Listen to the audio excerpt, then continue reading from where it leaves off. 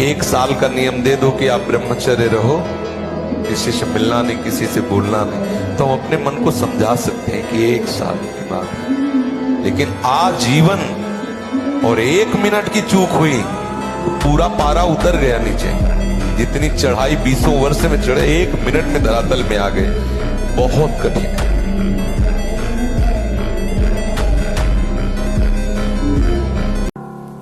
हमारा मन हमको सिखाता है, जैसे सामने कोई ऐसा दृश्य है जो हमें नष्ट कर देगा।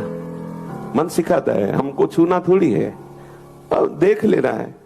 आपको ये विश्वास दिलाएगा, ये अनुभूत विषय है, ये विश्वास दिलाएगा ऐसा करो, आपकी हानि नहीं होने वाली, हम ऐसा नहीं होने देंगे, और आपका नाश कर देगा।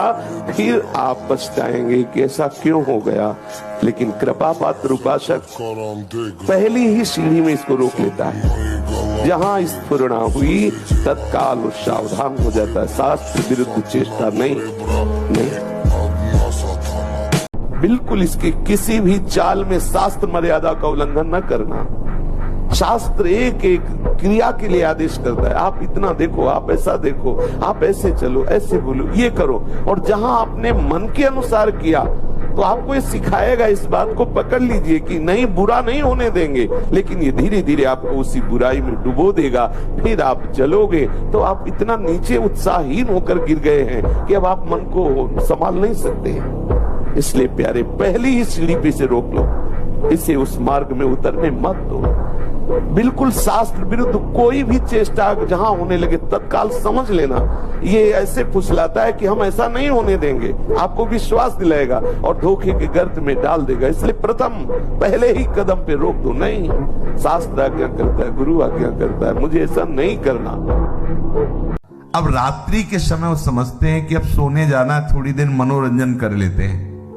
तो मोबाइल है, टीवी है या मानसिक है, वो इधर उधर मन को, और फिर शयन करते हैं। उनकी रात पूरी अंधकारमय काल रात्रि हो जाती है, साधन को नष्ट करने वाली बन जाती है और अशांति। सुबह वो निरुत्साहित उठते हैं, सुबह वो खोए हुए उठते हैं, सुबह वो अपने को अधूरा पाते हैं, उत्साहहीन। अब वो केवल बनावटी रह जाता है, आंतरिक खोखले हो जाते हैं। इसलिए आप रात्रि को संभालिए, रात्रि को शयन के समय आप बहुत सावधान रहिए, तो सुबह आपका संभल जाएगा। सुबह संभल गया तो पूरा दिन संभला रहेगा, रात्रि संभल गई तो पूरा जीवन संभला रहेगा।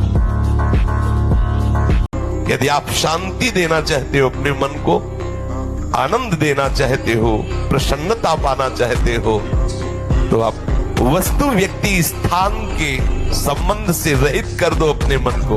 एकमात्र प्रभु के चरणारविंद में आप अपने मन को लगा दो। फिर आप देखें, आपका मन सदैव प्रसन्न रहेगा। बिना ब्रह्मचर्य के आगे नहीं बढ़ेगा।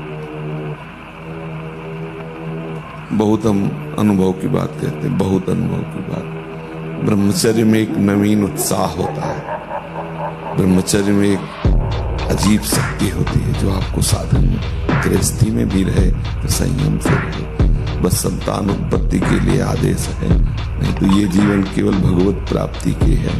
भगवत प्राप्ति हो जाए और उसके लिए ब्रह्मचर्य आवश्यक है। और आजकल ब्रह्मचर्य का कोई महत्व नहीं समझ रहा, नहीं समझ रहा है। केवल प्रवचन किया जा रहा है, केवल प्रवचन सुना जा रहा है, इसीलिए अध्यात्म उन्नति नहीं हो रही।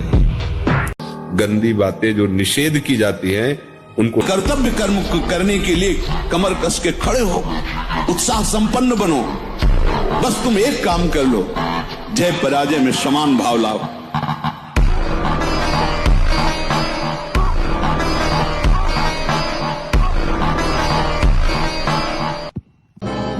ब्रह्मचर्य अत्यंत आवश्यक है।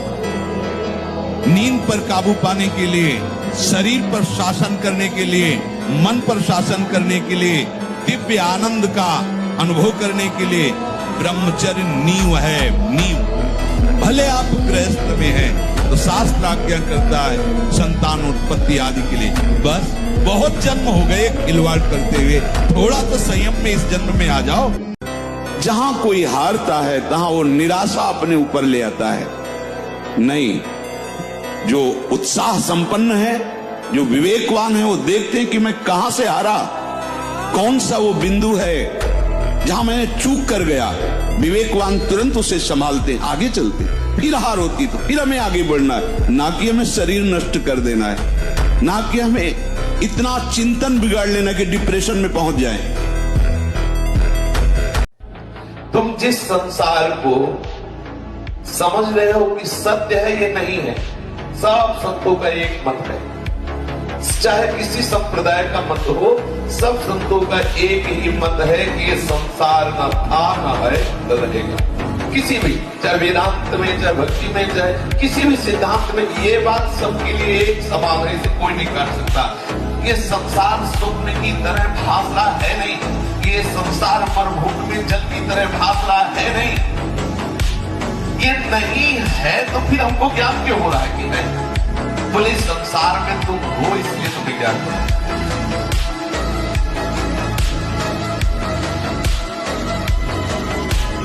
घंटों प्रपंच की बातें कर सकते हो, लेकिन नाम कीर्तन नहीं। घंटों विषय चिंतन कर सकते हो, लेकिन नाम चिंतन नहीं।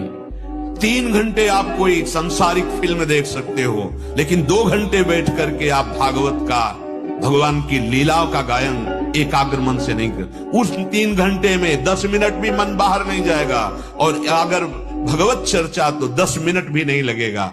कायरता छोड़ो, भवरोग मिटाने के लिए अचूक औषधि भगवान नाम, भगवत लीला गायन श्रवण। ब्रह्मचारी हो, बोले ब्रह्मचारी चश्मा लगा, ब्रह्मचारी ब्लड प्रेशर की गोलियां खा रहे, ब्रह्मचारी मच्छर नहीं उड़ रहे ऐसे, और ब्रह्मचारी लारवेरी नाम भले ब्रह्मचारी, भाई हमें तो नहीं पता कि ऐसा भी ब्रह्मचारी हो। ब्रह्मचारी मतलब ज्वलंत शक्ति।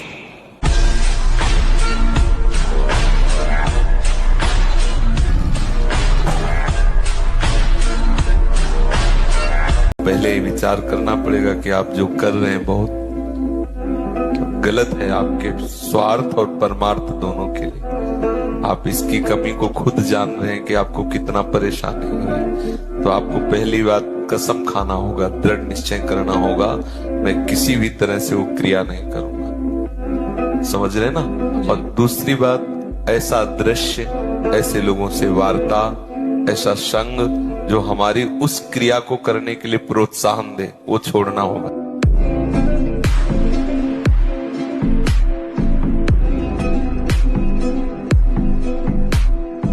तो जैसे प्रातः काल से सायंकाल तक की हर व्यक्ति की अपनी एक दिनचर्या होनी चाहिए। ऐसा नहीं कि आज हम 4 बजे उठे, कल 7 बजे उठे, पर फिर मन को आप कंट्रोल नहीं कर पाएंगे। मन के लिए एक दिनचर्या होनी चाहिए कि हमको 10 बजे सोना है, 4 बजे उठ जाना है, तो फिर 4 से 4:15 नहीं होना चाहिए, 4 बजे उठ जाना, ऐसा नियम बना ले। और उठ करके हमको थोड़ी देर नाम जप करना है, थोड़ी देर हमें वाणी जी का गायन करना है, थोड़ी देर हमें ध्यान, एक अपनी दिनचर्या। सबको एक महाभारत लड़नी होती है, सबको श्री कृष्ण को सारथी बनाना होता है अंदर, और ये युद्ध करना ही होता है। तो ये आंतरिक युद्ध है, इसमें विजय श्री उसी को मिलती है जिसने श्री कृष्ण को अपना सारथी बना लिया।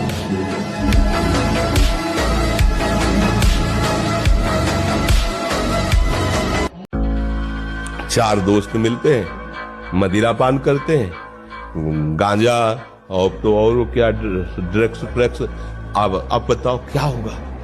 आप इतना विष डाल रहे हो अपने अंदर, इसलिए विषैली चीजें डाल रहे हो, ऐसी गंदी आदतें डाल, आपका जीवन क्या होगा? कैसा खिलवाड़ किया जा रहा है मनुष्य शरीर से, जबकि ये देव दुर्लभ देही है भगवत प्राप्ति, इसके साथ कैसा? तो बच्चों को ना तो सत्संग मिल रहा है, ना शास्त्र स्वाध्याय मिल रहा है, ऐसा ही संग मिल रहा है जो पतन का कारण। क्या हो रहा है? ये ऐसा वैसा दुश्मन नहीं है, परमार्थ के पथिकों का सीधा विरोधी ये है काम। पर आश्चर्य है, हम इसको दुश्मन नहीं मानते, ये बहुत बड़ा दुश्मन है। लेकिन दुश्मन कौन मानता है? इसको तो प्रियतम माना जाता है। अंदर से देखो, इसे तो सुख माना जाता है, इसे तो बहुत गुप्त रखा जाता है, अगर इस दुश्मन को दुश्मन के रूप में देख लो तो पहला बाण मार दिया आपने उसके ऊपर, वो ढेर होना शुरू हो जाएगा। दूसरा, कोई संयोग का विधान नहीं रखना है, कोई शरीरधारी से ऐसे संपर्क नहीं रखना है जिसके पास जाने से इस काम की वृत्ति की पूर्ति हो जाए, समझ लेना। ये जो मतलब थोड़ी देर में सो जाना, थोड़ी देर में चेहरे बुझे हुए, काय अंदर कई प्रश्न उत्तर, अंदर कई वासनाएं, ये सब मिटा दो। इनको मिटाने के लिए अवसर मिला है। कड़ा जीवन, तपमय जीवन, हाँ, एक नियमावली, जो समय उठने का उसी समय उठे, जो समय का शयन का वही समय, जो आहार का बस ठीक आहार के समय थोड़ा आहार ले लो, कम ब्रह्मचर्य नजर आता है। थोड़ा बुद्धि शुद्ध कर लो, मंदिर के भगवान को भोग लगाओ या ना लगाओ, बूढ़े माता पिता को भूखा मत रहने दो, उनको बढ़िया बढ़िया खवाओ पियाओ।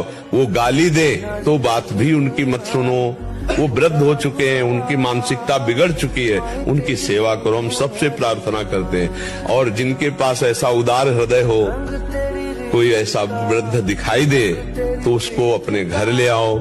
2-4 दिन में ऐसी संस्थाएं हैं जहां उनको सुव्यवस्थित पहुंचा दो। कई ऐसे वृद्ध जन हैं जिनको अत्यंत आवश्यकता सेवा की है और लोग उस समय उनको घर से निकाल देते हैं। कैसा हृदय होगा उसका नीच कि वो अपने ऐसी माँ को जिसे भगवान की तरह सिंहासन में बैठाना।